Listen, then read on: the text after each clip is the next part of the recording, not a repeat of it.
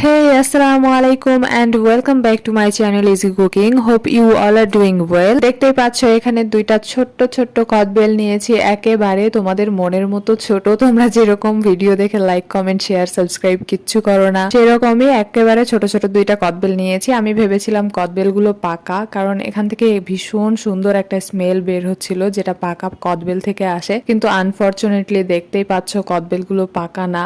এটা প্রথমটা যেটা ভেঙেছিলাম ওটা ভাঙার পরে মনে হচ্ছিল যে এটা পচে গেছে, তো পচে যাক, এখন টাকা দিয়ে কিনেছি এটাকে তো খেতেই হবে তাই না, পচে গেলেও এটা মাখাই খাই ফেলবো এই ভাবছি। তো এর পরেরটা যেটা ভাঙছি এরপরে এটা দেখতেছি একদমই কাঁচা সাদা হয়ে আছে। অনেকেই বলে যে এটা নাকি সেদ্ধ করে এরকম করা হয়, এটা নাকি কাঁচাই থাকে। তো যাই হোক, ওই যে কথায় বলে না, কপালে নাই ঘি ঠক ঠকাইলে হবে কি, তো এখানে ঘি নাই তো কি হয়েছে, কাঁচা কদবেল আছে পচা কদবেল আছে, সবকিছু একদম মাখায় চোখায় খায় ফেলবো। তো কদবেল গুলাকে ভেঙে নিছি এভাবে, অনেক কষ্ট